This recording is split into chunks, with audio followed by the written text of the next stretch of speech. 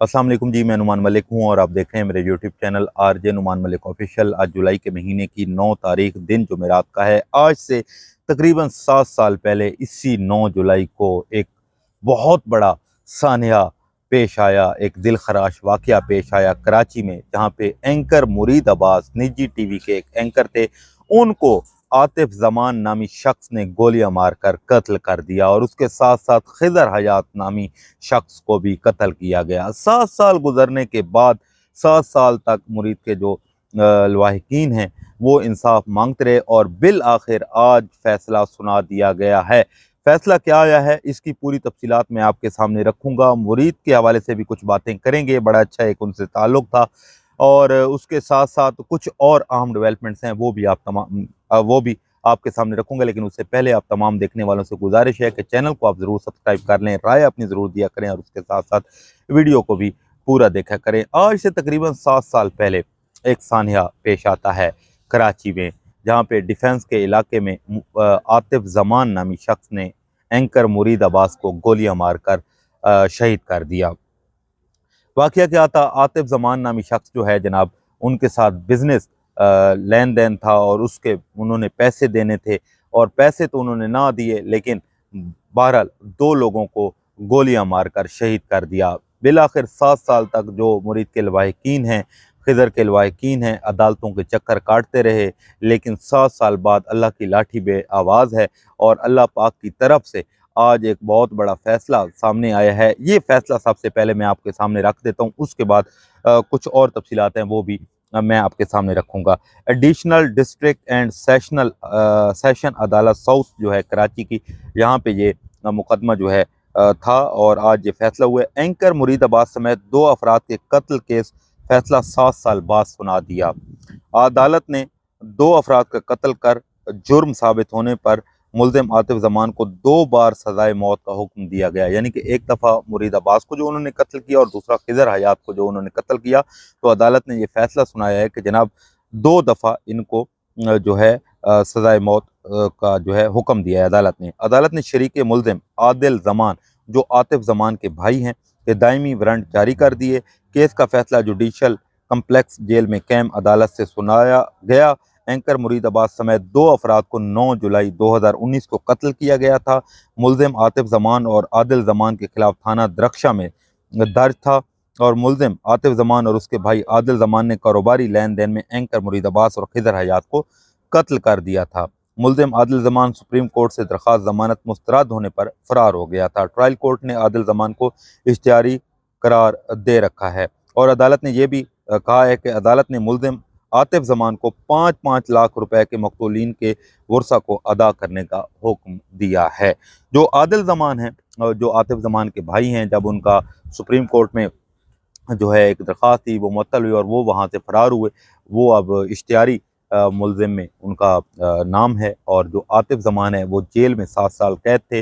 Video सबूत सामने थे, सारे बयान जो गवाहान थे उनके सबूत भी सामने थे। तो अदालत से ये एक बड़ा फैसला जो है आज सुनाया गया है, जिसमें आतिफ ज़मान नामी शख्स को 2 बार सज़ाए मौत जो है देने का हुक्म दिया है और 5-5 लाख रुपए जो वर्सा हैं उनको देने का अदालत ने हुक्म जारी किया है। खैर फैसला तो बड़ी अच्छी बात है आया है और होना भी ऐसे चाहिए, लेकिन अफसोस की बात यह है कि 7 साल गुजर गए। एक ओपन एंड शट केस था, सीसीटीवी मौजूद थी, गवाहान के जो बयान थे वो रिकॉर्ड मौजूद था, सारी चीज़ें मौजूद थी, लेकिन फिर भी 7 साल लग गए इस केस का फैसला करने में। तो आप ये देखें कि मुरीद अब्बास जो है बिल्कुल बेगुनाह थे, उनका कोई कसूर नहीं था। सिर्फ कसूर यही था कि उन्होंने जो लेन देन था, जो पैसे लेने थे आतिफ ज़मान से, वो पैसे लेने गए और उसके बाद उनको गोलियां मारकर शहीद कर दिया गया था। तो खैर इसके बाद बहुत सारे हालात बदले, बहुत सारी चीज़ें, बहुत ज़्यादा फैमिली ने भी मुश्किलात देखी, लेकिन बिल आखिर आज अल्लाह पाक ने ये बड़ा करम किया है, अल्लाह की मदद आन पहुँची है और ओपन एंड शट केस था। बस अफसोस की यही बात है कि पाकिस्तान में अगर अदालतें वक्त पे फैसला करें तो शायद ये जो तकलीफ़ ये 7 साल देखी है ये इतनी ना देखनी पड़ती। और आज वो हमारे दरमियान मौजूद तो नहीं है, लेकिन ये बड़ी अच्छी बात है कि अदालत से बड़ा अच्छा ये फैसला हुआ है और आतिफ ज़मान नामी शख्स को 2 बार सज़ाए मौत का हुक्म दिया है।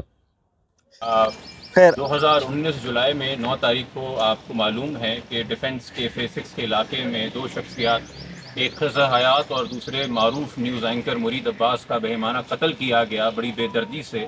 कातिल जो थे वो दो भाई थे, आतिफ जमान और आदिल जमान।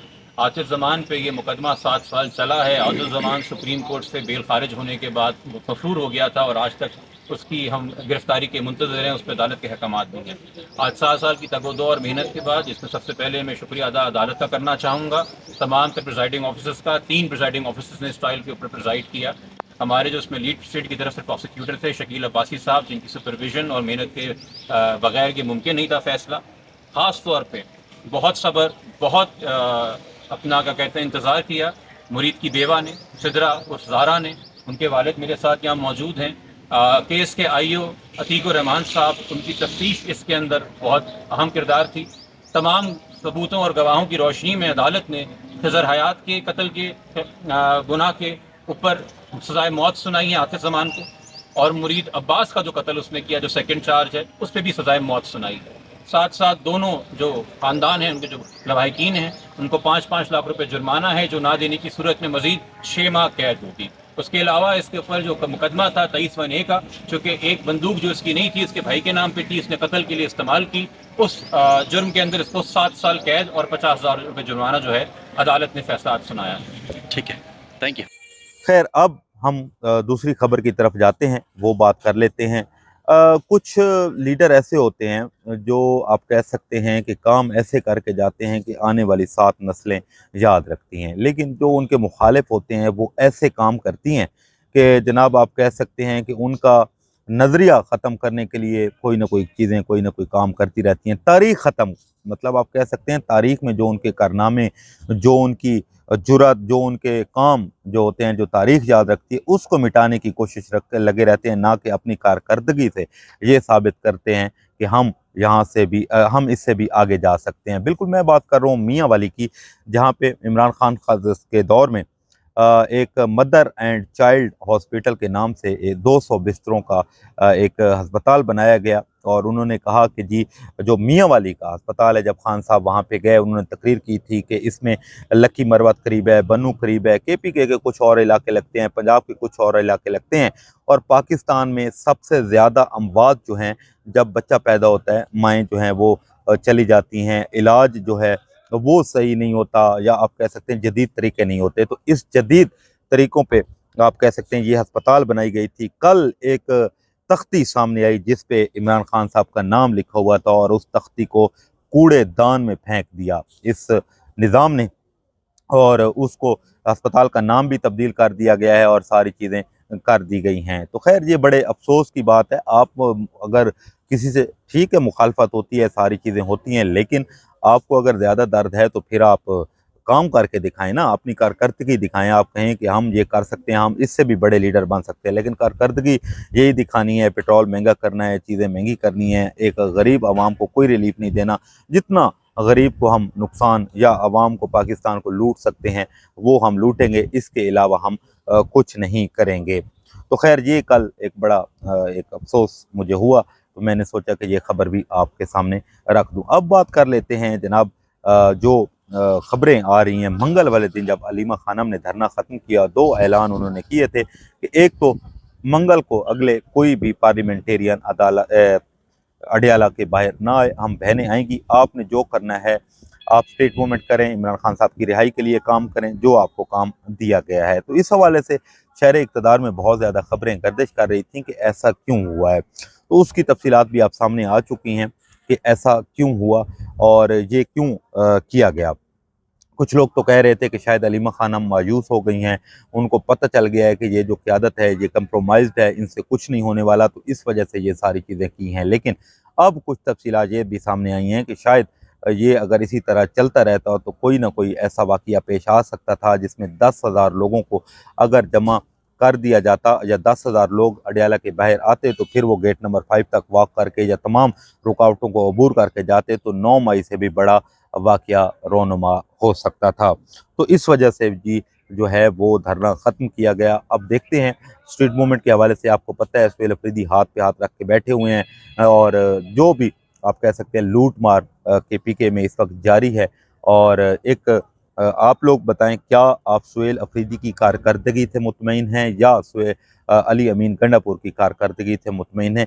इसका जवाब आप फीडबैक में अपने कमेंट्स के ज़रिए ज़रूर दीजिएगा। आप क्या कहते हैं, क्या सुहेल अफरीदी अली अमीन गंडापुर से बेहतर थे या अली अमीन गंडापुर सुहेल अफरीदी से बेहतर था? तो खैर अब देखते हैं हालात किस तरफ जाते हैं। अभी तक तो यही खबरें थी, जैसे ही कोई और खबर आती है वो आपके सामने रखेंगे। अपना ख्याल रखें, पाकिस्तान के लिए दुआ करें। मुझे दीजिए इजाज़त, अल्लाह हाफ़िज़।